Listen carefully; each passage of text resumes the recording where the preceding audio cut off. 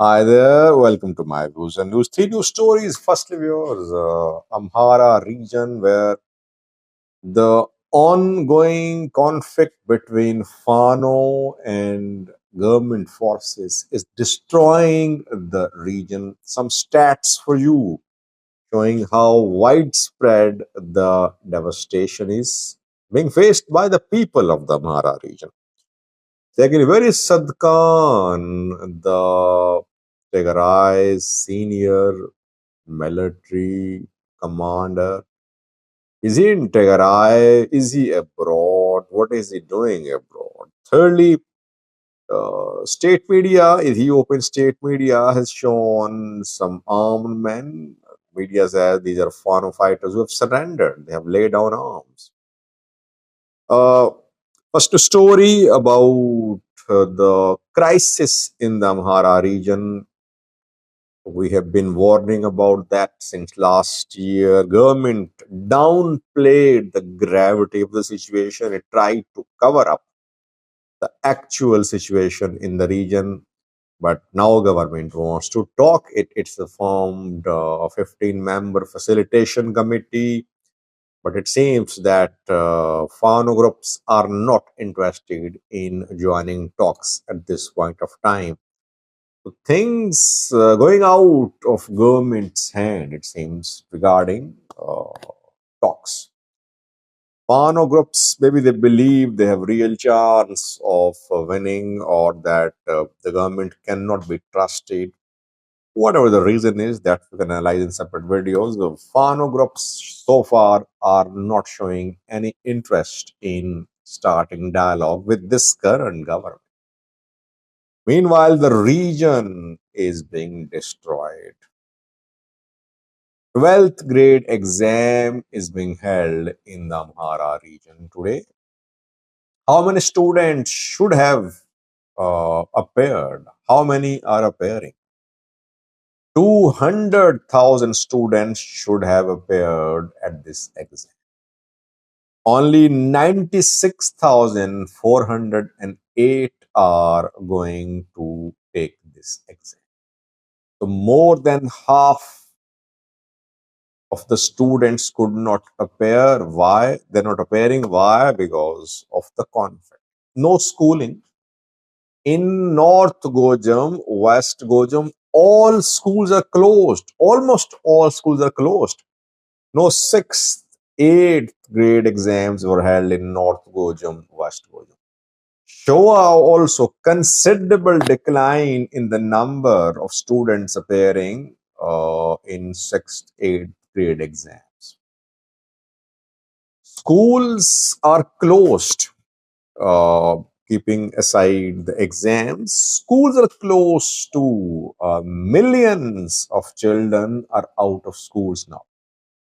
Children were already out of schools because of poverty, because of climate change related disasters. Now, this armed conflict is the main cause behind students being out of schools, no education. How long will this continue? How long can this continue? I mean, who is suffering? In the end, Amhara people are suffering. People of the Amhara region are suffering. Just like people of Tigray suffered for 3 years, they suffered. Now, gradually, we are seeing resumption of educational activities, resumption of basic services, resumption of business activities, though it will take years for Tigray to recover the economic loss which it suffered in the war.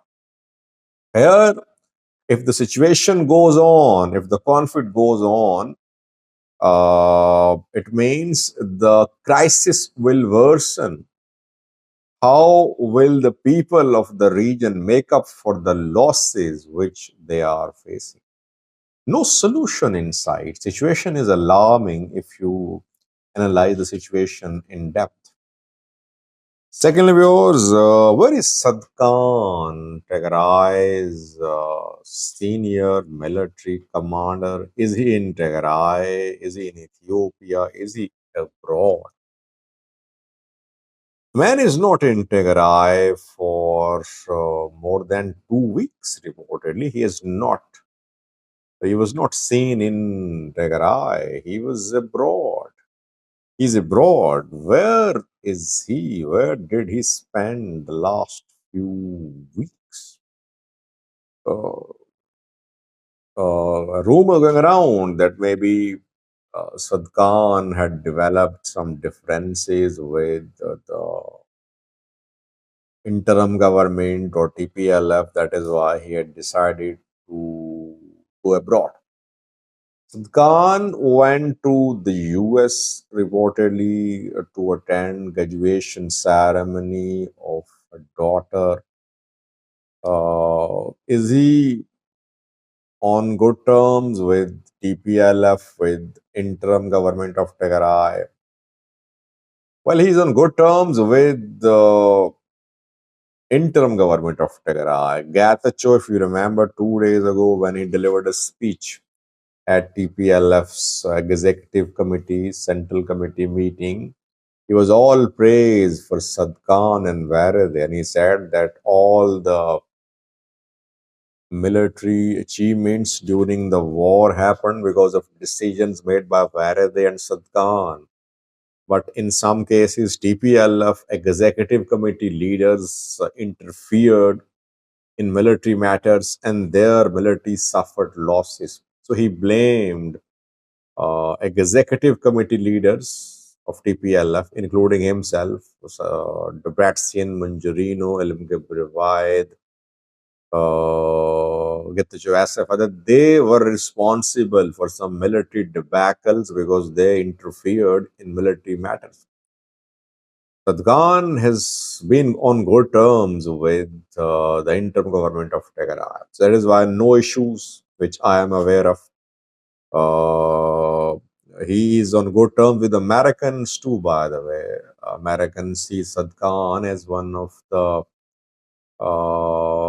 those people in Ethiopia who can be trusted and who can be spoken with. He is one of those men who stay in touch with Americans too. I don't want to say more than that.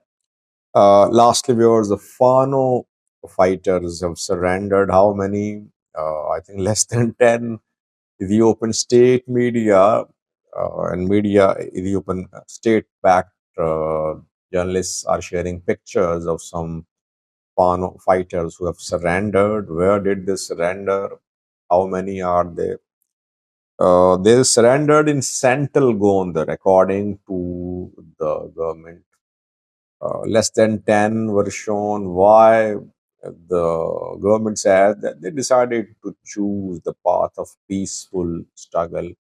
They want to reintegrate into society, and they say that armed